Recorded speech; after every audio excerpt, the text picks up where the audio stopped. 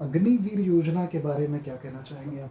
अग्निपथ। अग्निपथ, अग्निवीर एक तरीके से मुझे लगता है कि हमारे देश के जो जवान बनने के लिए जो तैयारी कर रहे थे, जो फौज में जाने के लिए बहुत कड़ी मेहनत कर रहे थे, उनके साथ में एक पूरा धोखा हो गया। एक तरीके से आप जो है उनका पूरा करियर आपने बर्बाद कर दिया। 4 साल की नौकरी दोगे और 4 साल में उनको ट्रेनिंग में ही आधा समय निकल जाएगा। कोई ऐसा नहीं होता कि ये जो ट्रेनिंग होती है, ये ट्रेनिंग कोई 6 महीने की ट्रेनिंग देके आप एक कॉम्बैट या आप एक लड़ाई के लिए फौज का जवान तैयार कर लो। क्योंकि ये जो ट्रेनिंग होती है, ये ट्रेनिंग तो उनकी प्रैक्टिस के साथ में और होते रहते। तो जो शेड्यूल बताया गया है, 6 महीने तो ट्रेनिंग करेंगे और किसी भी आर्मी पर्सनल को जो पहले के जो 3-3.5 साल होते हैं, 3-3.5 साल, वो बहुत कठिन होते हैं। क्योंकि उनका एक शेड्यूल होता है। वो उन्हें कश्मीर में सर्विस करना, वो 1.5 साल का देना कुछ होता है उनका कंपल्सरी। फिर सियाचिन में होता है। यानी डिफिकल्ट टेरेन में, डिफिकल्ट एरिया में, डिफिकल्ट क्षेत्र में उनको अपना उतना सर्विस देना पड़ता है। तो आप जो जिंदगी का, आर्मी के जवान की जिंदगी का सबसे कठिन जो समय है, अपार्ट फ्रॉम वॉर, वो आप उनका आप ले रहे हो और उन्हें 4 साल के बाद में बेरोजगार कर दे रहे हो। क्या दे रहे हो उनको दे रहे हो 5 लाख रुपए। कौन से 5 लाख रुपए? जो आपने काटे वो 5 लाख रुपए, और वो 5 लाख रुपए जो 4 साल में काटे उसका ब्याज करीबन वही 5 लाख रुपए। तो आप उनको अपने तरफ से कुछ भी नहीं दे रहे हो। बोल रहे हो कि 10 लाख रुपए उनके पास में आ जाएंगे, पर वही उसके पगार में से काटा हुआ पैसे है। वो थोड़ा बहुत, अगर वो ब्याज में कुछ कम होता है तो थोड़ा बहुत ऊपर के दे रहे हो। तो एक तरीके से बर्बाद कर दे रहे हो। उस 10 लाख में बिजनेस किया जा सकता है, ऐसा कुछ नेता बोल रहे। देखिए क्या है कि एक तरीके से हमारे देश की जितनी भी आज तरक्की हुई है, वो क्यों हुई है ये समझना पड़ेगा।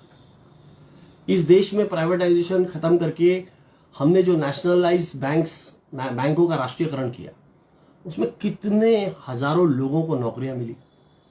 इस देश में जो हमने पीएसयूज क्रिएट किए, बनाए कांग्रेस ने इतने सालों में, जो बड़े बड़े पीएसयूज बनाए, पब्लिक सेक्टर यूनिट्स, उसमें कितने लोगों को नौकरियां मिली। रेलवे में कितने लोगों को नौकरियां मिली, एलआईसी ने कितने लोगों को।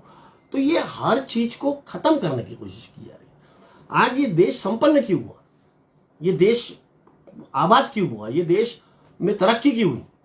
क्योंकि ये तरक्की की डेफिनेशन ये है कि हमारा जो जनता है, हमारे जो लोग हैं, उनकी जिंदगी बेहतर करें। आप उनकी जिंदगी किस तरीके से बेहतर कर रहे हो? आप उनको 10,000 रुपए की चौकीदारी की नौकरी देंगे क्या बाद में? वो कैलाश विजयवर्गीय ने बहुत अच्छे से समझा दिया कि वो क्या करना चाहते हैं। वो कहते हैं कि भाजपा के कार्यालय की चौकीदारी के लिए अगर मेरे को व्यक्ति लगेगा तो मैं अग्निवीर को प्रेफरेंस दूंगा। आज हजारों लोग आर्मी से रिटायर्ड है।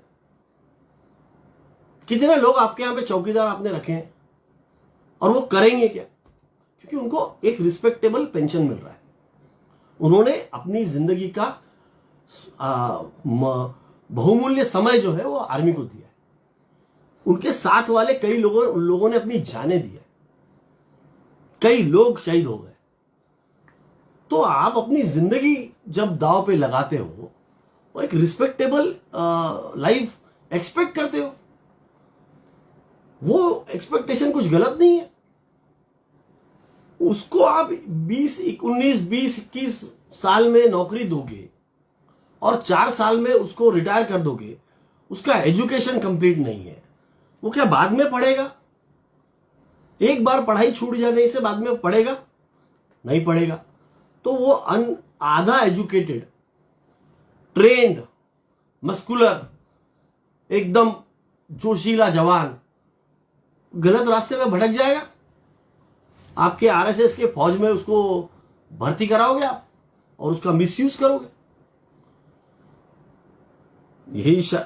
यही मंशा लगती है मुझे। देश के लोगों को आप उनका जीवन कैसे अच्छा करने जा रहे हो ये बताइए।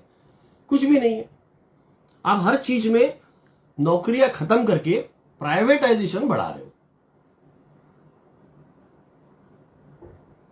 प्राइवेट में नौकरी का जो होता है उसका कोई गारंटी नहीं होता, कोई सिक्योरिटी नहीं है। उसको कब नौकरी खत्म हो जाएगी उसकी कोई गारंटी नहीं है। आपने देखा कई जगह पे हुआ ये। जेट के जो एम्प्लॉइज है उनके साथ में क्या हुआ, वो एकदम से उनके सर के ऊपर पहाड़ टूट गया। किसी ने लोन्स लिए थे, वो लोन्स कैसे रिपेमेंट करेंगे वो। तो ये सोचना पड़ेगा हमको कि एक वेलफेयर स्टेट है इंडिया, ये हमारे अपने नागरिकों का क्या वेलफेयर कर रही है। ये कोई इंडस्ट्रियलिस्ट को बेनिफिट देने के लिए बना हुआ देश नहीं है। ये वेलफेयर स्टेट है। इसमें हमारे नागरिकों को हमको आगे उनकी जिंदगी अच्छी करनी है, जो कि कांग्रेस ने की। कई हजारों लाखों करोड़ों लोगों को हम गरीबी रेखाओं से ऊपर उठाए। जो मध्यम वर्गीय थे उनको उच्च वर्गीय किया। हमने लोगों का लाइफ का स्टैंडर्ड बढ़ाया। आज ये उनको नीचे ला रहे। प्राइवेट कंपनी के मालिक काफी से लोग सामने आए और कहे कि हम इन्हें नौकरी देंगे। भाई साहब, आपने कितने लोगों को नौकरी दी है अब तक के ये बताइए ना। लाखों में बेरोजगार हैं ऐसे लोग जिन्होंने शॉर्ट टर्म सर्विस का ऑप्शन लेके 15 साल के बाद में वो रिटायर हो गए। 20, 21 साल, 22 साल में वो नौकरी पे लगे। 35 साल, 36 साल, 38 साल में वो रिटायर हो गए आर्मी के। कितने लोगों को आपने अब तक के नौकरी दिया, इसका डेटा दिया जाए। आनंद महिंद्रा ने यही चीज बोली। उन्हें सवाल किया गया कि आप बताइए आपने कितने लोगों को नौकरी दिया। क्योंकि आप उनको 10,000 रुपए पे नौकरी पे नहीं रख सकते हो। उन्हें एक रिस्पेक्टेबल लाइफ जीने की आदत पड़ गई है। वो 10,000 रुपए की चौकीदार की नौकरी नहीं करेगा। उनको पेंशन है। आपको 10,000 रुपए वाले लोग चाहिए। इसलिए उनमें एक बहुत खुशी का वातावरण है कि हमें 10,000 रुपए वाले लोग चाहिए, मिल गए। हमें मिलने वाले बेरोजगार जो और किसी के कोई लायकी के नहीं रहेंगे। तो ये जो आप ना उनको पेंशन दे रहे हो, ना उनको मेडिकल फैसिलिटी दे रहे हो, ना कुछ दे रहे हो, ना उनको आप वो जो फैसिलिटी होती है सामान खरीदने की, आपने डिमोनेटाइजेशन किया और उसमें 62 बार चेंज कर दिया। वो नंबर 1 स्टेटस को,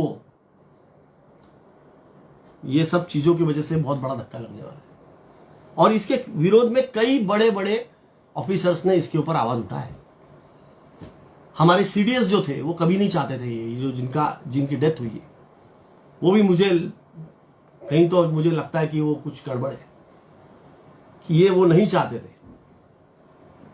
तो क्या हुआ है, नोबडी कैन से।